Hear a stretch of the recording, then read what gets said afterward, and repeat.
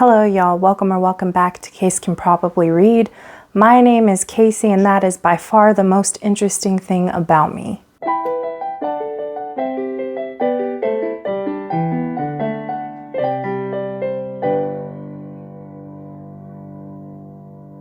Okay, last week I think I posted my mid-month wrap-up. I just decided to do a wrap-up of all the books that I read in the first month of June, and I hated that. That was too many books to cover in one video, and I found out like I couldn't remember stuff about some of the books that I had read earlier in the month, so I'm not doing that anymore. So this week I'm just covering the books that I read in a single week. It's only 7 books, so I think we should have a better time all around. The first book that I read this week was Make You Mine by Lindsey, and it says that it is the first one in the Running in Circles series. So this is an MM romance between a character named Noah. He is a 40-year-old virgin, and he is running his family's bakery, which he inherited from his grandmother when she passed away suddenly while he was in college. So he has a younger brother. All they have is one another in the entire world because their parents died when they were young and then their grandmother passed away. And so he is running this bakery. He is not satisfied with his life at all. He's just basically surviving. The other member of this romance is Adriano Moretti. He is a adult film star and he is also deaf. He met Noah briefly in college, but their paths have not crossed since college. His part of the story kind of begins when his long-term relationship with his boyfriend, who is also his ASL translator, falls apart very publicly on Twitter. So through a process of events, Noah and Adriano get back in touch. I was thinking this was going to be more of a rom-com kind of feel to it. After reading it, I'm not sure that that's how I would shelve that one, but it was a really sweet romance. I have not read Lindsey before, I don't think.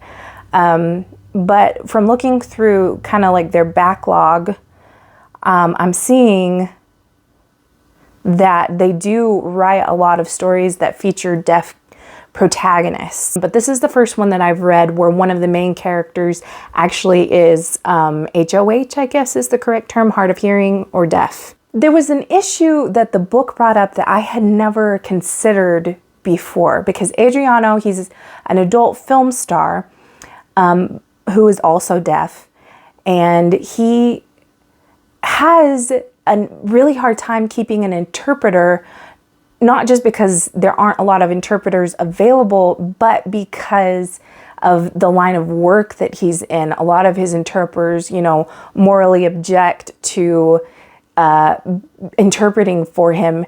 And there was a question brought up in the book about the right to communication. And it was Adriano who was kind of saying, like, just because of what I do, and just because you object to what I do, does that mean that I no longer have the right to communicate? Also, the fact that Adriano's translator was his former boyfriend, and then when his boyfriend left him, it really left him at a disadvantage, not just in his personal life, but in his career, because this was a person that he had trusted to communicate for him as far as business dealings and contracts, and that person was not a trustworthy person when it came to, they had a conflict of interest. And those are just things that I never think about because I don't have to. I have a certain amount of privilege that means that I don't have to think about that.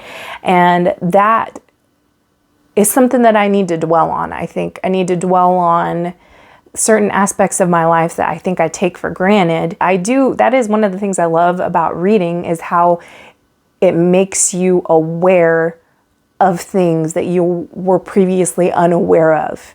Aware of injustice or aware of places where there's a need or a gap in what's being provided. So I thought that was probably my favorite part of this book. It was that it made me think of that. So definitely talked about this one way more than I intended to. Rated it 4 stars, loved it. Gonna move on. The next book that I read was Rear-Ended by K.M. Neuhold. This is part of the Big Bull Mechanics series, and it is book 4. This is a series of romances that follows different mechanics from a specific garage. The one that we're following in this one, his name is Augie, and he's actually featured not just in this series, but also in a previous series by K.M. Neuhold, in her one that was about Big Bear Construction, which followed construction workers. So this was kind of a special story because Augie's been in these books for a long time, kind of searching for his HEA and thinking that he's found it with certain characters in previous series, but it hasn't happened yet. And so finally in this book, you see Augie finally get his happily ever after. So that was kind of a cool thing about this book, especially having read all of those K.M. Neuhold books. Henry is the other member of this romance. He's like a former tech startup CEO. His life has fallen apart though because his tech startup went under, and so he lost everything, pretty much all of his money, his home, everything, and he has had to move in with his brother in this small town in Wisconsin. And he actually meets Augie at a bar, and they have a one-night stand. Augie expresses a desire for them to maybe meet again. Henry is not really ready for that. He's more obsessed with getting his life going again. He wants to find the next business idea and move on with his life. So he doesn't call Augie back, and then a month later he's forced to take a job at the garage as like the office administrator. And so he runs into Augie again, and there's embarrassment, and it picks up from there. But this was a cute little story. Once again, most of the books that I've read by K.M. Neuhold are not big on subplot. I have a hard time explaining why I like to read Neuhold. I think it's just because the books tend to be pretty low angst. So you're not going to come in there and all of a sudden have a bunch of death and destruction or confusion or miscommunication. Usually it is just two people or a group of people falling in love and building a life together. And that is the plot. It's very simple. I like that. I don't like it all the time. It's not something that I would read ad nauseum, but it is something that's nice to sandwich in between heavier books to kind of refresh your palate. So I liked this one. What did I rate this one? This one was 3.25 stars. So I liked it. I thought it was a sweet little book. Nice to see Augie get his HEA. Now, June is Pride Month. And if you have watched this channel for a while, then you may recall that I've mentioned in previous videos that I don't really know if there's a term for what I am. Kind of an ex-evangelical, or maybe just a deconstructing Christian. But I was raised in Christianity, specifically charismatic Pentecostal Christianity. In the past few years, I've had a lot to reckon with as far as my beliefs go. And that is actually not an uncommon phenomenon. I'm finding that a lot of people my age are having to reassess their faith. Some people are finding that they can no longer keep their faith, and then some people have adjusted to a more progressive view of Christianity.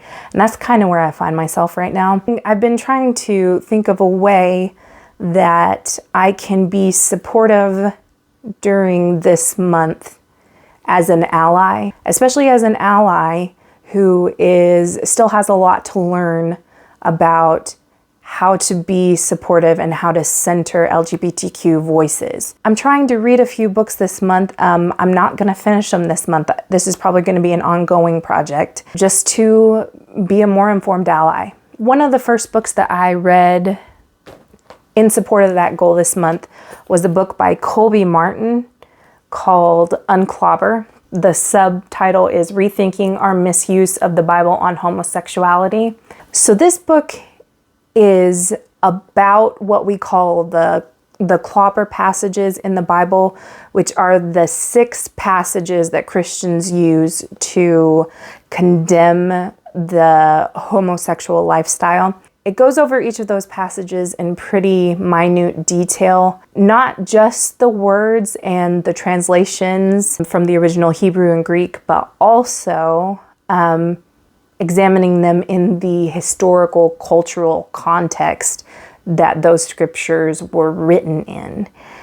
And so it interposes those chapters, which are more like biblical scholarship sort of, with the author's personal journey to becoming an affirming Christian and an affirming pastor. I do think this book is useful, and I would recommend it to some people, but I have another book that I've read this month that I feel is a little bit more useful in helping to relearn some of the things that Christians have mislearned about this issue. And I like that book better because it centers a gay author rather than a straight author. If you're trying to take a closer look at the clobber passages specifically, this is definitely a good book to pick up. What did I rate it? I rated it 3.75 stars. The next book that I read was Gary of 100 Days by Isabel Murray. This was actually a fantasy romance. All of the books that I've read by Isabel Murray so far have been like modern day rom-coms. And so this was an interesting, different flavor from her. It's set in the kingdom of SLUT, and it follows a deposed king named Gary, who he is unwittingly thrust upon the throne because all of the previous heirs to the throne have been murdered in some form or fashion. And so Gary is the last surviving blood heir to the throne, and he has managed to stay on it for 97 days without being killed, which is more than any of his brothers or predecessors have managed. They've usually died within hours of taking the throne. So it actually starts, though, with an assassination attempt on Gary's life, and he's able to fake his own death and escape into the city and into the woods. And while he is in the woods, he comes across his old horse master that used to work for his family back in the estate that he lived on before he was king. This is actually more of a novella. It's a shorter story. And really, this story is just the story of Gary and Magnus, the horse whisperer, as they escape and decide to begin their relationship. That's the weird thing about Isabel Murray, is because she sets up all these really high stakes and all these ideas for subplots, and you never get any closure on those. The funny thing about that is that I find myself not caring, which is weird. If an author leaves plots untied at the end of a story, it is usually something that bothers me a lot. But the way Isabel Murray does it, it's almost like she's doing it on purpose, like it's a joke. She didn't do that in her other novella that I read, but she did in this one and in the original kind of cozy mystery feeling romances that I read. So I have one more book left to read from her, and we'll see if she continues that pattern. But I find that interesting. It's a bold choice, and one that would definitely make some people very upset, but I don't mind it. So I actually gave this book 3.25 stars. All right, the next two books that I read are part of a series by Amy Bellows called the Burrowing Hearts series.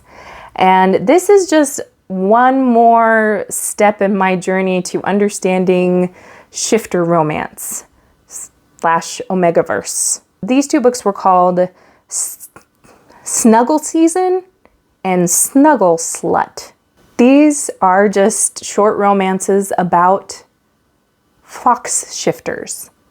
The first one follows red fox shifters, and the second one follows Arctic fox shifters. And this is a universe in which shifters are just a part of the world. Other than that, it's very much like our own. These both are stories of a couple trying to form a bond because apparently fox shifters are not like wolf shifters where you just bite someone and then you're bonded. It's a big, long process of having to spend an entire month snuggling and burrowing with your intended in a remote place. And you're not allowed to meet anybody else, because if anybody else comes into contact with you and your mate during that time, then your bond will not form. It will break. And so there's not even a guarantee that if you spend all month burrowing with this other person, that a bond will form. It's just you find someone you have a lot of things in common with, and you kind of roll the dice and hope that a bond forms between you and this person. So I'm not going to go too much into the plot, because both of the plots centered around this idea of the burrowing month. So you can kind of get an idea of where they were both heading.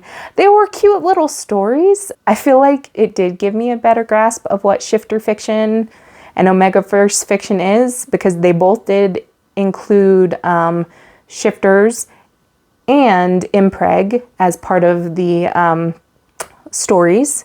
And so, yes, they did give me greater insight. There is one more book in this series. I am not sure that I'm interested in it, but it is short, so I might read it anyway. We'll just have to see. Anyway, I rated both of these books 3 stars apiece. All right, and the last book that I read and want to talk about this week is Torn by Justin Lee. It's Rescuing the Gospel from the Gays versus Christians debate. And this was the one that I probably more heartily recommend, because Justin Lee is a gay Christian. And this book is a lot about his own personal story of being raised as a Southern Baptist conservative Christian, discovering that he was gay kind of in his later high school, early college years, and searching for answers. He investigated the ex-gay movement, which didn't hold any kind of healthy answers for him. He investigated being a celibate Christian, but the thing that he kept coming back to was realizing just how unloving and unmerciful Christians are to any member of the LGBTQ community who is searching. All of a sudden, there's just no place for them left in their faith. Even if they want to continue walking out that faith, even if they still choose to believe in God, there's no spaces in churches for them, because it's either, change or leave. I feel like he tackled it so much more thoroughly than in UNCLOBBER. Even though UNCLOBBER is a useful book, I feel like this one really centered the humanity of the issue so much better. I think that's one of the most horrible parts about choosing to support a viewpoint that is anything differing from what mainstream conservative Christians agree with. If you don't hold that line, then all of a sudden you find yourself without a church home. You find yourself without a congregation to share life with, because people refuse to see your humanity. They refuse to see that inside yourself, no matter what your differences from them are, that you still want to serve God. And that's what's missing from the conversation, is that when we talk about biblical whatever, we're not talking about an issue or an agenda. We're talking about human beings. We're talking about people made in the image of God. We're talking about children of God. And so I really liked this one. Anyway, the Torn book was really, really solid, and this is the only book so far this month that I've rated 5 stars. Well, that's all I got for you today. We've got about one more week of reading in June, about one more week. So we'll finish up that week. I said I was going to do a May wrap up and I never did. I am going to try and do a June wrap up. It's not going to be good if it happens. It's going to be a beginning. It's going to be a place to start, because I've never really focused on doing like stats and things like that, but I want to see if it's for me, so we're going to try that.